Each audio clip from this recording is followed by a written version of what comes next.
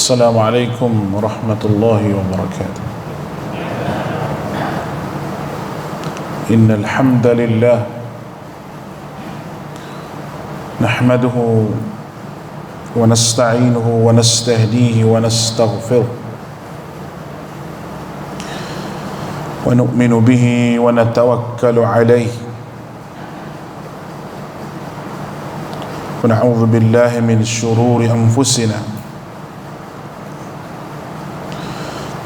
وسيئات أعمالنا. من يهده الله فلا مضل له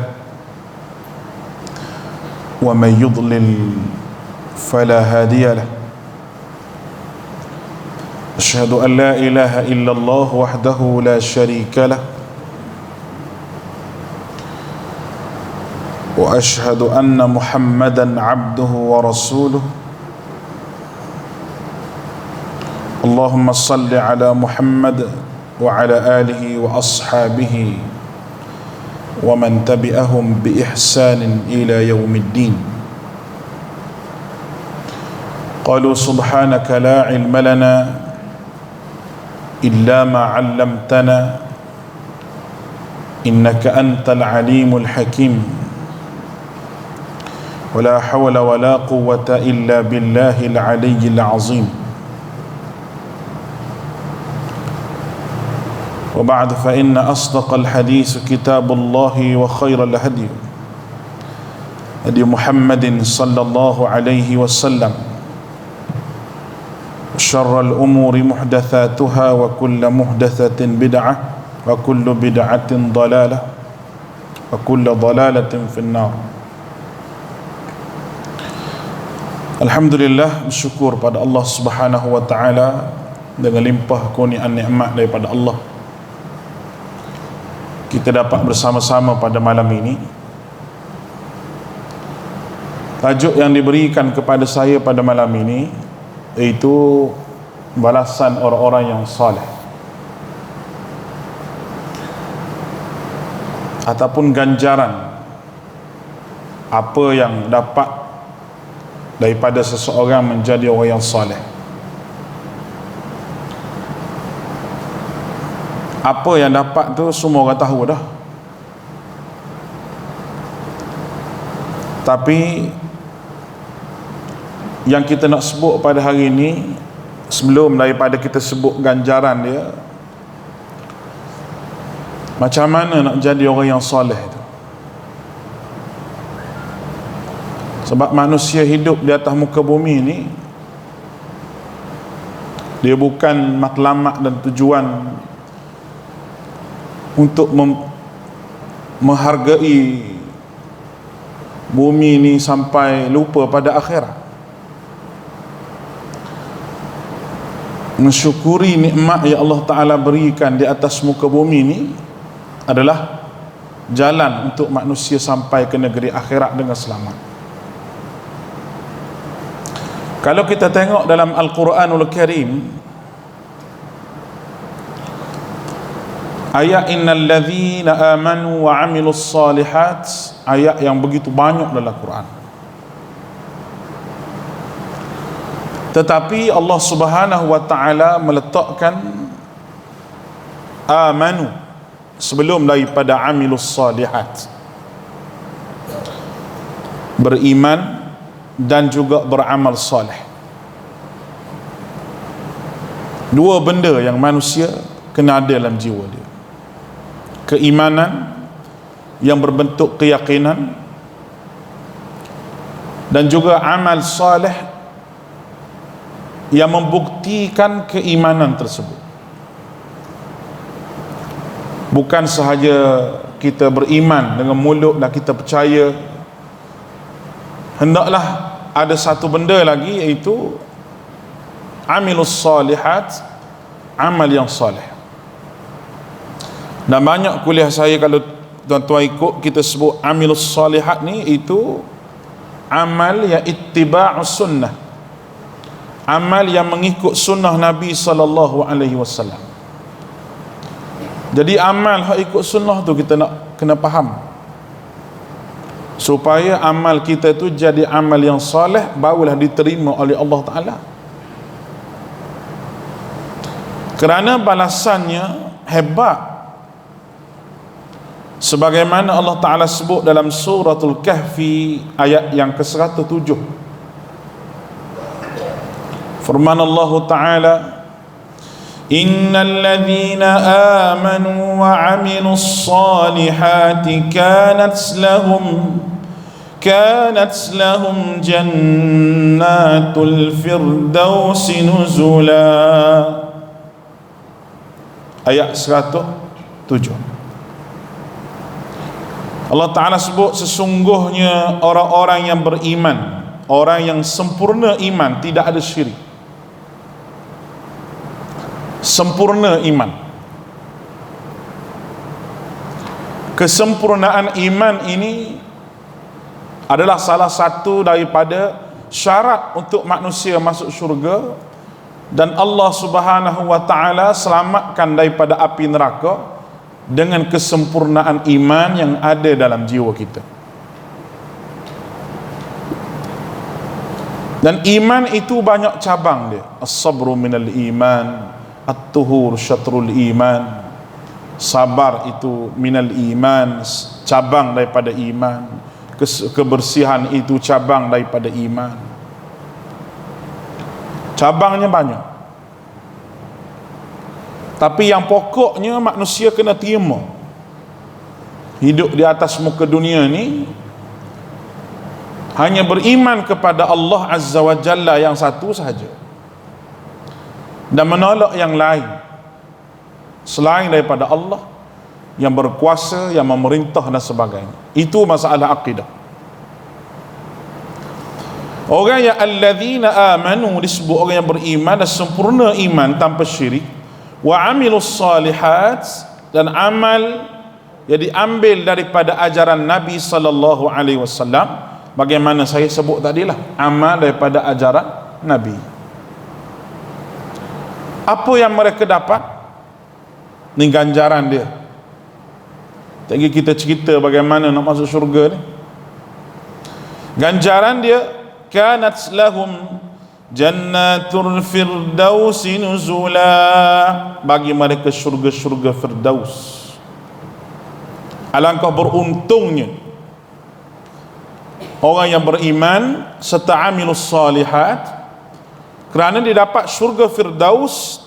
Yang mana syurga firdaus ini disebutlah hadis Nabi sallallahu alaihi wasallam. Nabi sebut, jika kamu semua memohon syurga kepada Allah, maka mohonlah syurga firdaus.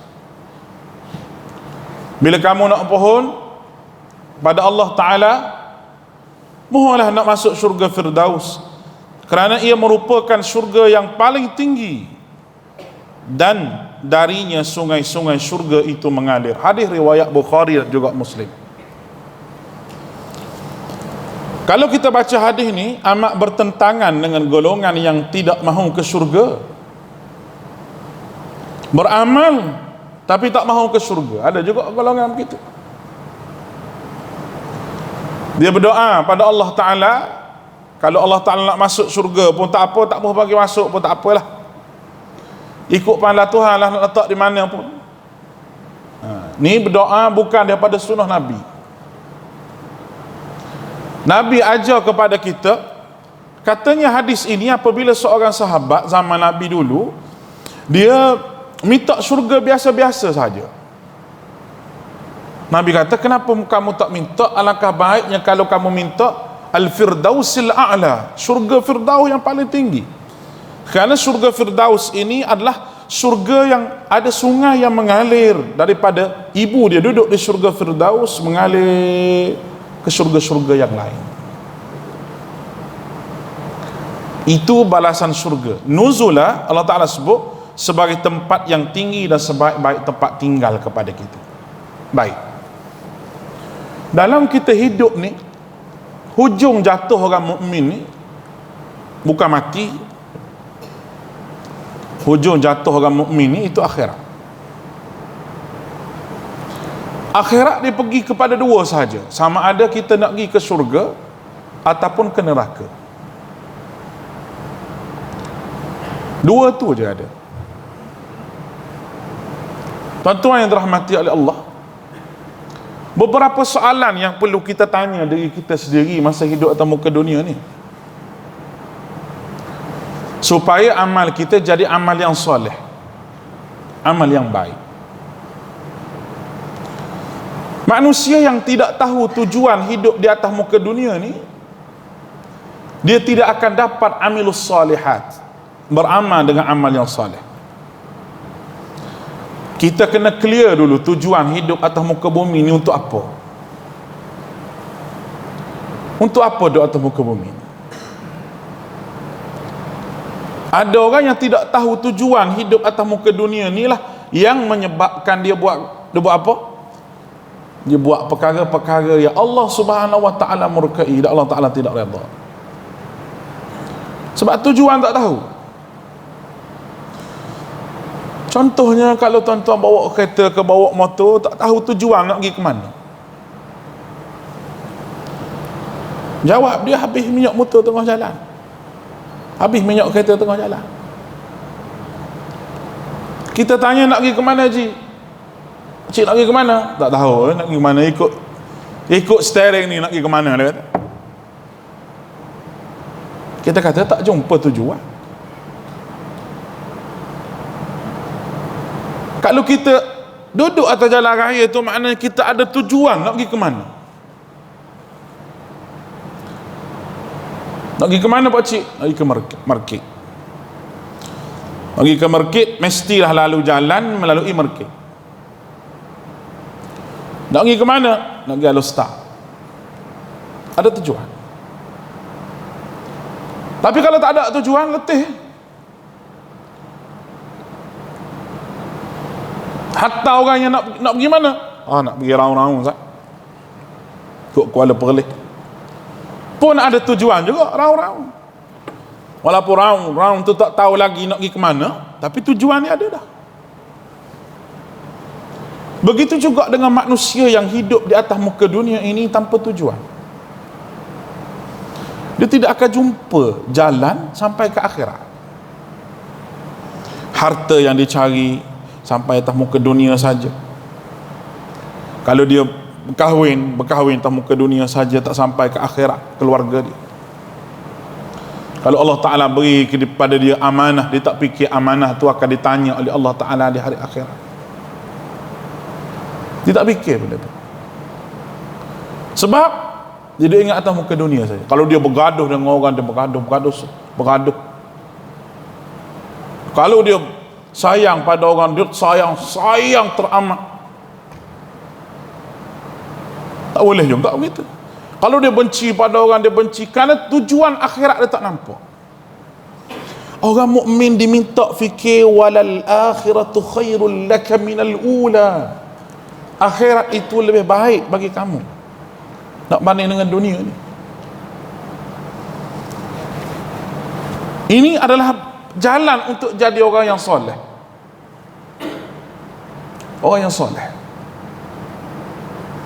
Kalau kita boleh buka surah Furqan, Allah Subhanahu wa taala telah sebut beberapa ciri ibadur rahman. Ciri ibadur rahman ini kalau kita tengok dalam surah Furqan, memang ciri-ciri orang yang soleh, kerana di akhir surah tersebut Allah Subhanahu wa taala sebut balasan syurga kepada dia. Allahu akbar. Kita tengok apa yang Allah Subhanahu wa taala ajar. Ni hamba yang soleh ni. Wa ibadur rahmanil ladzina yamshuna 'alal ardi hauna wa idza khatabahumul jahiluna qalu salama. Tu yang pertama. Yang pertama sekali Allah Ta'ala sebut wa ibadur rahman, dan hamba-hamba Tuhan yang maha penyayang itu. Allah Ta'ala sebut lebih kurang 8 sifat orang yang amilus salihat dengan Tuhan Rahman. Allah Ta'ala menggunakan nama dia khas Rahman, yang maha pemurah. Tanda-tanda ni adalah orang yang mempunyai alamat-alamat kejayaan. Tanda orang amilus salihat. Kita jangan faham amal, kita sebut amal, amal soleh. Kalau orang setengah tu dia sebut amal ni, amal semayang, puasa, amal lah tu kita panggil. Dia ada khususiyah yang dikhususkan, dan dia ada amalan. Segala benda yang manusia buat atas muka dunia ni, dia terlibat dengan syurga, neraka, dosa, pahala. Semua sekali. Cuba beritahu pada kita apa yang tidak dinilai oleh Allah, sama ada benda tu dosa atau pahala. Semua Allah Ta'ala nilai. Percakapan kita, kehidupan kita, cari makan kita, muamalah kita dengan orang, semua jatuh pada syurga, neraka, dosa, pahala. Ni yang dia panggil sebagai hidup manusia ni kena ada ubudiyah. Kerana hujung dunia tu akhirat ada mas'uliyah, ubudiyah, perhambaan pada Allah. Kerana manusia kan mas'uliyah. Mas'uliyah makna manusia akan ditanya depan Allah. Baik. Alladzina yamshuna 'alal ardi hauna, orang yang berjalan di atas muka bumi hauna, Allah Ta'ala sebut dengan rendah diri, dia tak belaga. Dia tak belaga. Dia tak ada rasa rendah diri. Bermakna dia berjalan di atas muka dunia tu dalam keadaan tahu siapa tuan kepada dunia. Tahu tuan kepada dunia. Kalau kita mari rumah orang, kita tahu rumah tu rumah orang, alhamdulillah lah, kita retilah buat macam mana duduk rumah orang. Tapi bila kita mari di rumah orang, kita buat tak tahu je, tuan dia tengok kita mari tu pas ke dapur nak buka puyuk, nak buka saji. Apa kita tak reti ke rumah tu rumah orang? Bismillah. Begitu juga rumah Allah, masjid ni. Kalau kita tahu rumah ni rumah Allah Ta'ala, kita pakat jaga. Ada kotor sikit, kita pakat sapu. Orang sekarang bukan gitu, kotor sikit dia ambil gambar letak dalam grup, lepas tu dia tibai tok siap. Siapa tak main masjid tok siap, bukan masjid ni, masjid lain saya sebut. Nama dah rumah Allah Ta'ala, pakat-pakat jagalah. Kalau tok siap tak buat kerja tu, kita pakat-pakat tegur. Ni benda sikit je tok siap dah sapuh dah, cuma adalah sikit mungkin dia tertinggal, kita pun ambil gambar letak dalam grup masjid. Oh, dia tiba tok siap tu pemalah, maka gaji buta lah, apalah. Tu orang kita ambil sikit masuk grup, ambil sikit masuk Facebook. Kalau kita tahu kita ni jaga rumah Allah Subhanahu Wa Ta'ala, kita pakat-pakat pok kita berpakat buat apa jaga rumah Allah ni. Bukan main-main nak jaga rumah Allah ni. Sebab kita tahu ni rumah-rumah Allah Ta'ala. Kita bercakap pun bercakap tak kuat sangat. Sebab apa? Sebab rumah Allah Ta'ala. Kecuali orang ceramah macam saya ni, kalau ceramah pun bercakap slow, cakap kuat apa orang tidur. Kalau cakap slow, lena tu. Nah, cuba tuan-tuan bayang. Cakap pun kena perlahan dalam masjid. Tutur kata pun kena jaga. Sebab apa? Sebab dalam masjid. Sebab kita tahu rumah-rumah Allah Ta'ala. Begitu juga dengan kita hidup atau muka dunia ni, kita tahu bahawa dunia ni merupakan hak Allah dan milik Allah, bukan milik kita. Kita carilah kaya jadi macam Raja Kuwait yang meninggal kemarin lah, Allahumma ghafir lahu. Kaya seorang raja yang kaya, katanya dermawan. Dia sentiasa menjadi orang tengah di antara perbalahan negara-negara Arab. Orang Arab ni dia jadi bergaduh sama-sama, dia ikutkan mereka, dia jadi bergaduh gitu, sama-sama Islam. Hak kafir suka Islam bergaduh ni. Macam kita jugalah lah. Parti Melayu saja 450 parti Melayu. Betul tak ni? Jadi bergaduh sama, jadi berpuak. Tu peringkat parti. Di masjid pun ada puak, di pejabat pun ada puak, di sekolah pun ada puak. Cikgu ni puak ni, cikgu ni puak ni. Di masjid pun ada puak ni, puak imam satu ni, puak imam dua ni, puak Tok Bila. Syaitan tu orang panggil tu.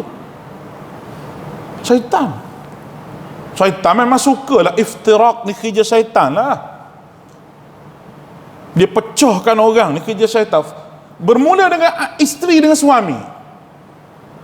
Farqul bainal mar'i wa zawji, Allah Ta'ala sebut dalam Quran. Dia cuba untuk pisahkan di antara suami dan isteri. Habis berpecah. Bila berpecah rugi. Sebab apa? Sebab tak tahu tujuan hidup atas muka dunia untuk apa. Dia tidak sombong hidup atas muka dunia. Wa idza khatabahumul jahiluna, bila orang jahil kata pada dia, qalu salama. Dia ucapkan perkataan yang baik-baik pada orang tu. Sebab apa kita tahu orang tu orang jahil?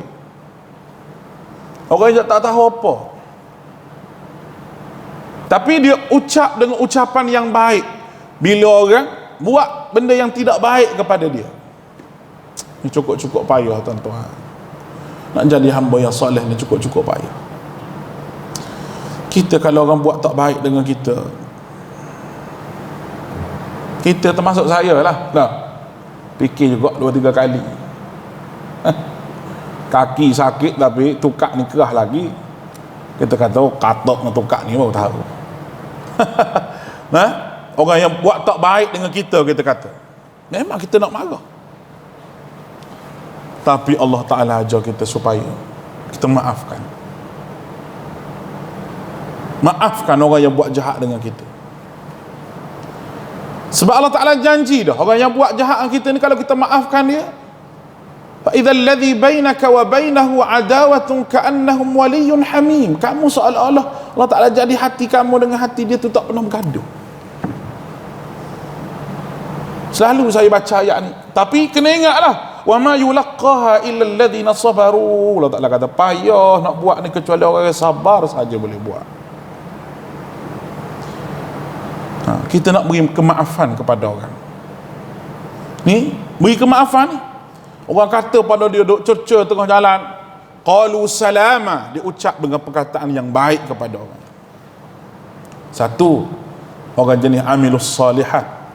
Yang kedua, walladzina yabituna li rabbihim sujjadan wa qiyama.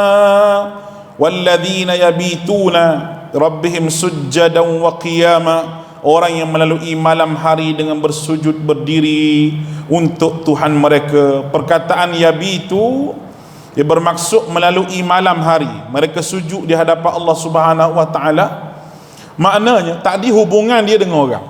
Tadi hubungan kita dengan orang. Orang berkata tidak baik pada kita, kita balas dengan baik. Idfa' billati hi ahsan. Kamu balas orang tu dengan ahsan, dengan kebaikan. Yang ni hubungan kita dengan Allah. Kita baik macam mana dengan orang pun, tetapi kalau dengan Allah Ta'ala kita tak baik, kita tidak digelarkan sebagai baik. Contoh, ada orang bercakap, dia kata dia tu baik, ustaz dia tu baguslah dia, tapi satu je semayang tak mau dia tu. Ada tak orang jenis begitu? Ada. Baik, okey, tak ada masalah. Gotong royong apa mari semua sekali, gotong royong bersih kubur mari bersih kubur, gotong royong masjid mari masjid. Tapi sembahyang masjid jarang-jarang. Hak teruk lagi sembahyang Jumaat saja mari. Dia panggil Tok Lebah Kapal Selam, dia panggil. Hari Jumaat dia timbul, hari lain dia tenggelam, tak tahu ke mana. Boleh tahan lagi, ada hak senyih lagi Jumaat betul mari hari raya saja. Tu lagi teruk. Kawan kita ke siapa ke baik dia, tapi satu je tersemayang ni, solat tak mau solat, maka putus hubungan dia dengan Allah Azza wa Jalla, putus. Melalui malam hari dengan bersujud bermakna sikit dia tidur, dia banyak sujud pada Allah Subhanahu wa taala. Tidur dia memang kena cukup. Kalau ikut kajian Mak Saleh ni tidur kena 6 jam lah apalah semua. Tu kajian dia lah. Tapi orang tidur 4 jam, 3 jam pun cukup dah untuk tidur ni. Cukup dah. Tidur sekejap, lepas tu bangun pukul 3 atau pukul 4, boleh 2 rakaat, 4 rakaat. Kita tak payah mengakulah kita ni baik ke, tok lebar ke apa ke, kalau kita malas bangun sembahyang tengah malam. Kita bukan jenis orang panggil orang yang amilus salihat, tidak.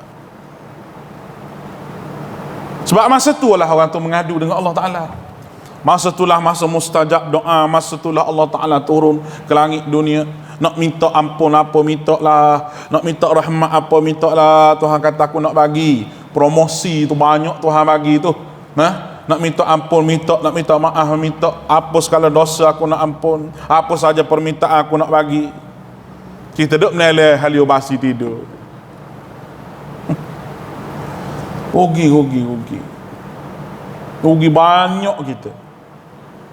Sebab kita rasa sedap jiwa kita ni boleh jadi mati lambat lagi, boleh jadi mati lambat lagi. Lepas tu bercakap pula, dia kata saya tak ada penyakit, saya darah tinggi tak ada, kecil manis tak ada, satu je penyakit saya, takut bini. Nah, bukan orang sini lah, tempat lain lah. Orang lain tak ada penyakit ustaz, dia kata. Lepas tu rupanya dia pergi dulu tak ada penyakit.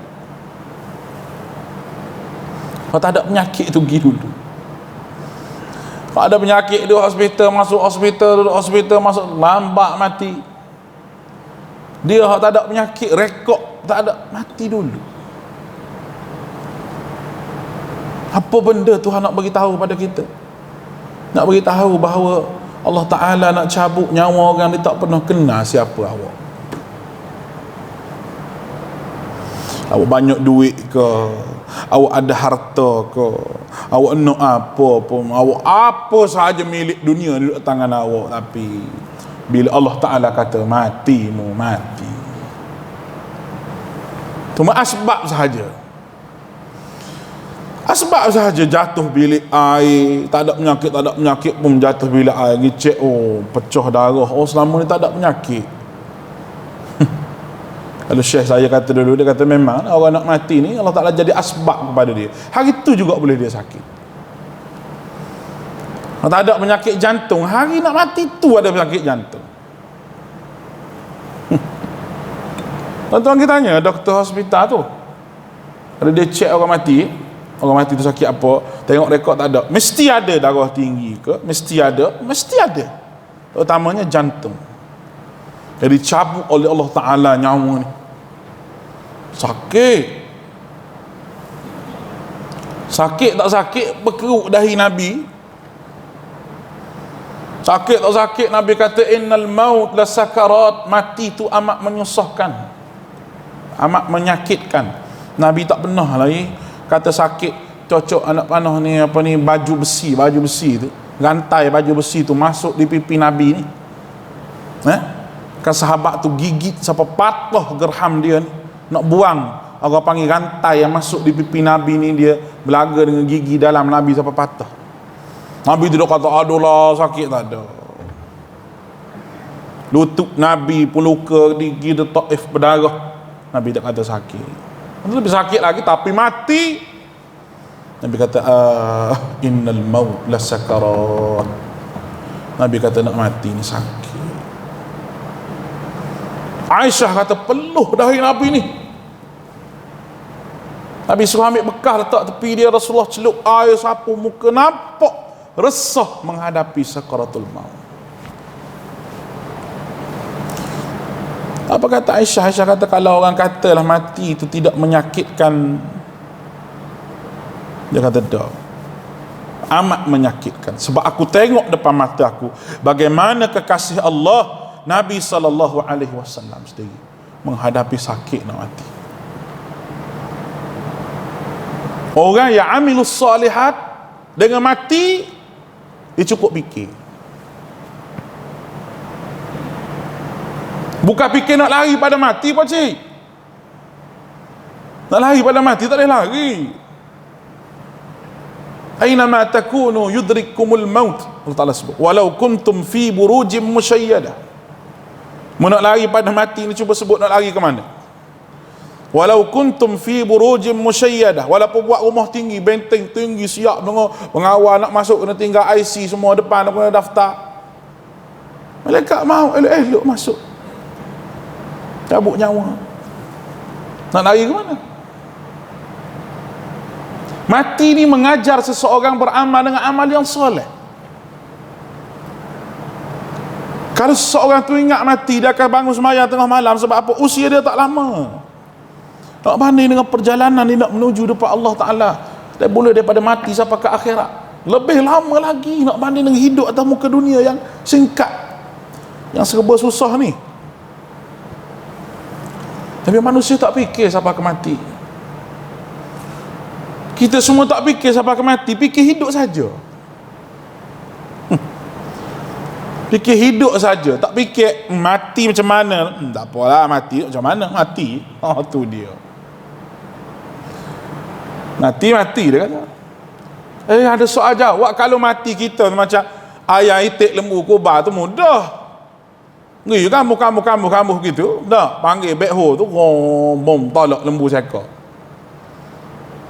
Dah mati ada soal jawab, ada ruh.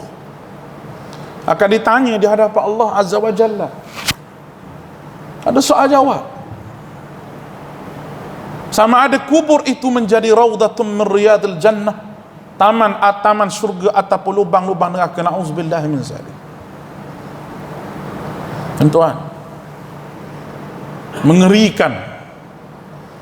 Lalu malam pertama, saya sebut selalu, malam pertama kita kahwin, 2 hari lagi nak kahwin, pakcik. Duduk syok seorang-seorang.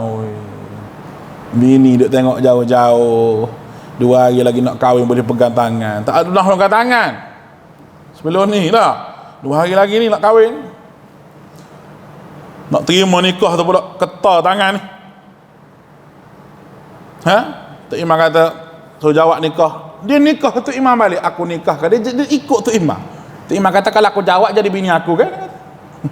Mujur Tok Imam tak jawab. Dia terima nikah dengan suka, perasaan gembira. Malam pertama, indahnya masa perkahwinan. Bini kita pun bau wangi. Cik, bau wangi tak ada lah, bau lah ni, bau petah. Bau jering, bau ada belakang lah ni. Hak dulu bau wangi, Allah, bilik semerebak. Bau minyak patawali tu. Cawali tu minyak zaman dulu kan tak? Warna hijau tu, air wangi orang tua pakai. Tok Wan saya pakai tu dulu. Wangi bau. Tu malam pertama perkahwinan. Hari yang paling kita suka. Bagaimana malam pertama kita duduk di alam barzakh? Isteri tak ada, kawan tak ada. Tanah atas bawah, gelap gelita, lampu tak ada. Malaikat duk mari tanya pula. Malaikat tak pernah jumpa sekali pun. Tak pernah bayar roti cana dia, tak pernah bayar nasi lemak dia. Kalau dulu dengan malaikat ni pernah makan nasi kandak di market, dia boleh tahan. Pernah bayar nasi kandak dia, ingat malaikat aku bayar mu dulu ni. Dah, jangan tanya banyak sangat. Boleh tahan, kabel kuat. Nampak?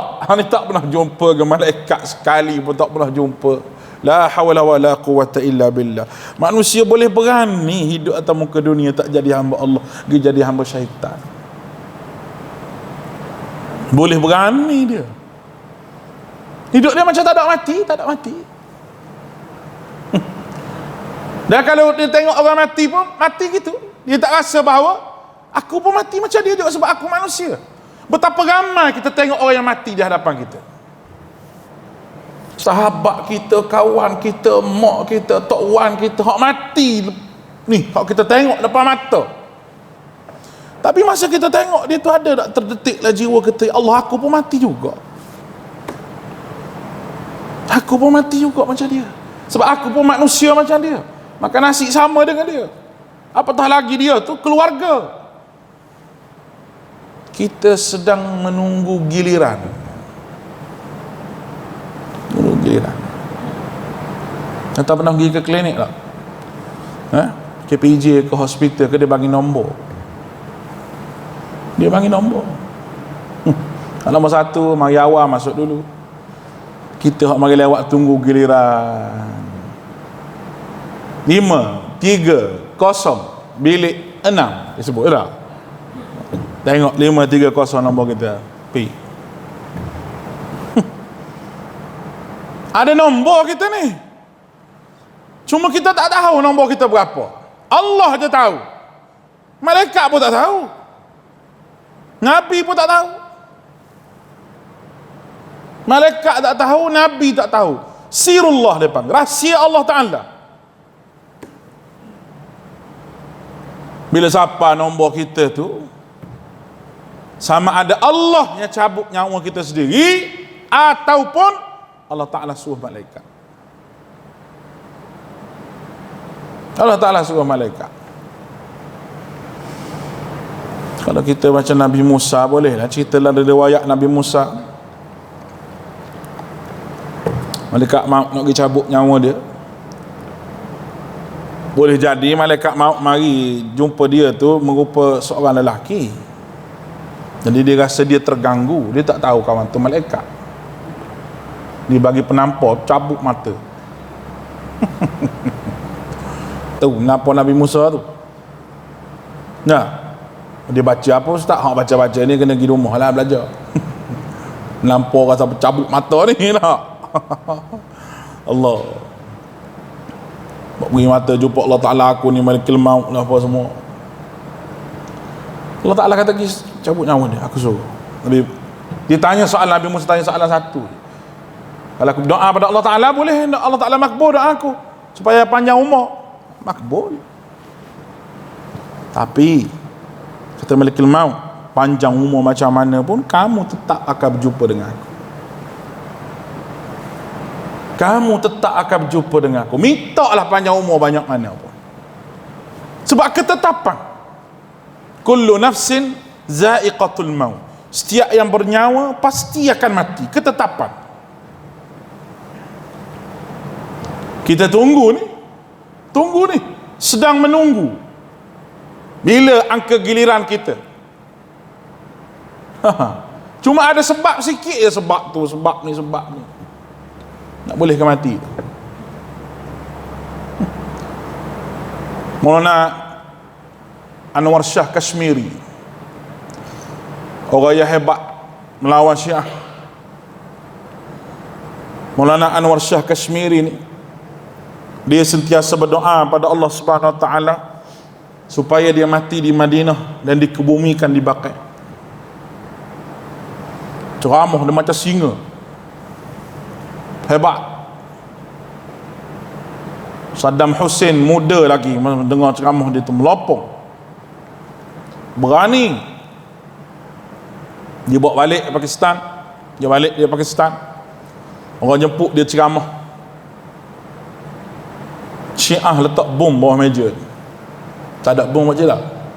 Ni meja ni tak ada bom tak? Tak ada. Bawah bom. Tok ni. Duk ceramah, bom meletup. Tak ada kaki sampai sini.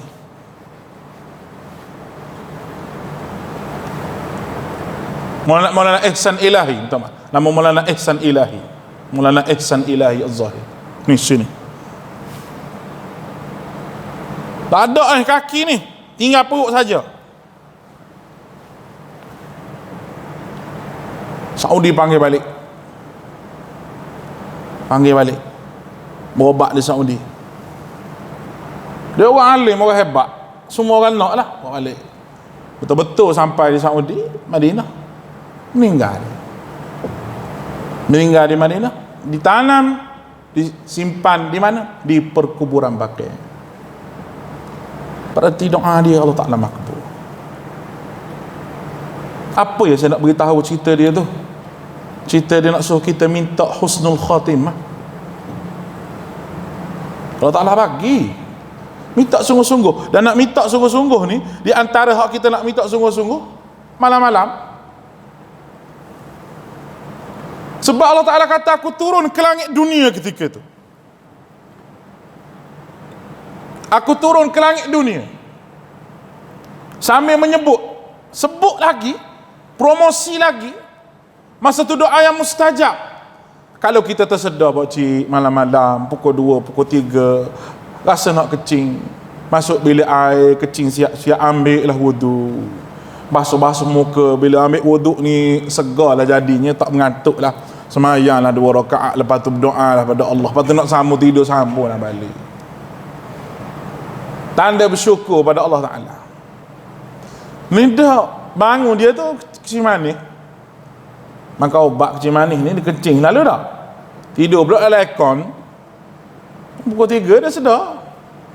Saya ustaz sedar lah pukul 3 sedar nak bangun nak kecing. Dia duduk cerita dia kecing saja lah. Dia lagi kecing, sudah kecing tu tutup pintu bilik air pun, tarik selimut, tidur balik. Saya minta masa lagi 3 minit, lepas tu kita azan, lepas tu kita qomat tu. Tuan-tuan bayar, tidur balik. La haula wala quwwata illa billah. Tuhan pun tengok muka dia, Allah dia ni minta kedarah banyak sampai kecil manis.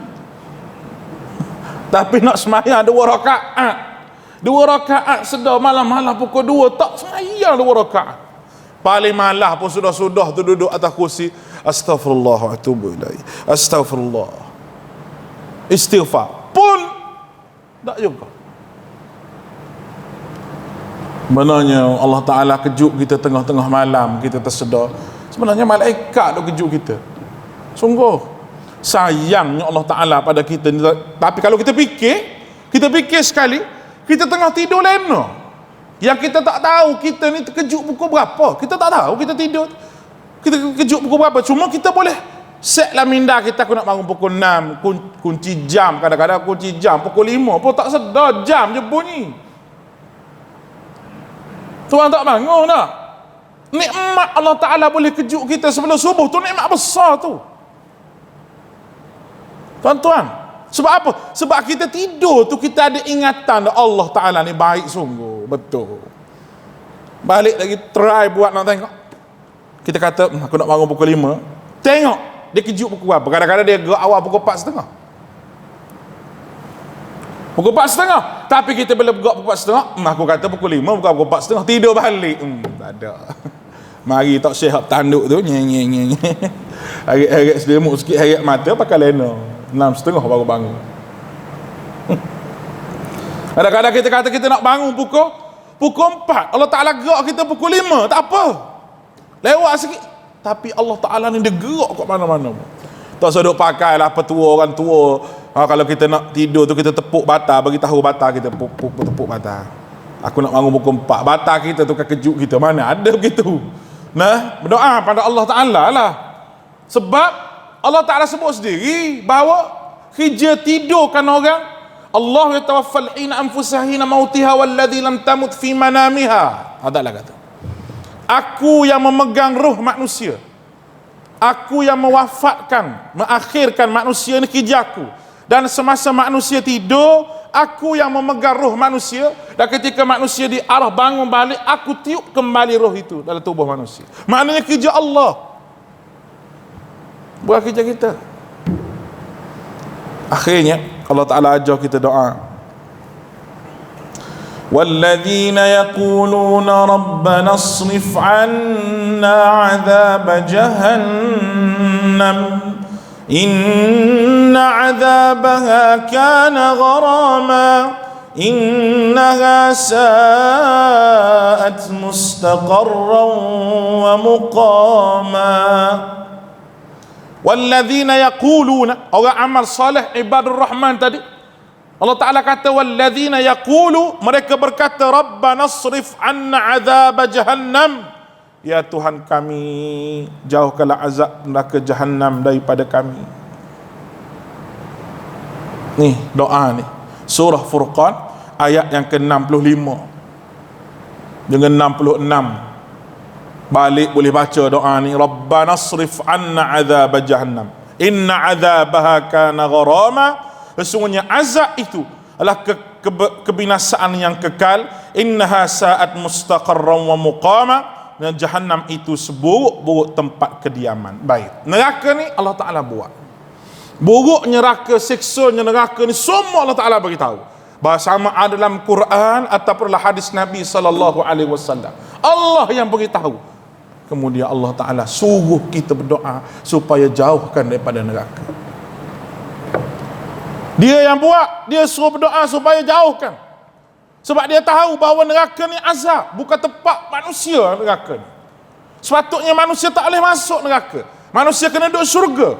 Allah Ta'ala ciptakan Adam. Dia buat Adam, walaupun dia kata nak buat khalifah di atas muka bumi, tapi dia tak letak terus di atas muka bumi. Letak di syurga dulu. Nak beritahu bahawa kita ni kampung asal kita syurga Allah. Tu yang kena amilus salihat pergi ke syurga Allah Ta'ala tu. Kesimpulan yang saya dapat boleh buat malam ni tuan-tuan, tak boleh ceramah lama-lama kan sakit kaki. Nah, nasib baik ceramah dengan mulut. Ceramah dengan kaki letih. Nah, baik. Dan tuan sekalian, jadilah kita orang yang bersungguh nak beramal soleh dengan kita ikut sunnah Nabi SAW. Kalau kita klaim amal kita amal soleh tapi tidak melalui sunnah Nabi, tidak melalui apa yang diajarkan Nabi, sia-sia amalan kita. Allah Ta'ala tak terima amalan kita. Kita kena ikut Nabi kita. Nak ikut Nabi macam mana? Kena belajar macam mana solat diajar oleh Nabi, zikir diajar oleh Nabi, bacaan diajar oleh Nabi, supaya amal kita amilus salihat dan akidah kita akidah yang betul nak pergi ke syurga Allah Ta'ala. Dan yang keduanya, kita kena fikir bahawa hidup atas muka dunia ni kita tak lama, kita akan bertemu dengan Allah di hari akhirat. Kalau kita fikir setiap perkara ni ada akhirat, kita akan jadi orang yang baik. Mudah-mudahan dirahmati oleh Allah Subhanahu wa Ta'ala. Mudah-mudahan Allah Ta'ala memberkati kita. Aku qawli hadha wa astaghfirullah al-azim li wa lakum wa ufawwidu amri ila Allah. Inna Allah basirun bil ibad. Subhanakallahumma wa bihamdika asyhadu an la ilaha illa anta astaghfiruka wa natubu ilayk. Wal 'asri innal insana lafi khusr ila alladhina amanu wa 'amilus salihat wa tawassaw bil haqqi wa tawassaw bis sabr. Assalamualaikum warahmatullahi wabarakatuh.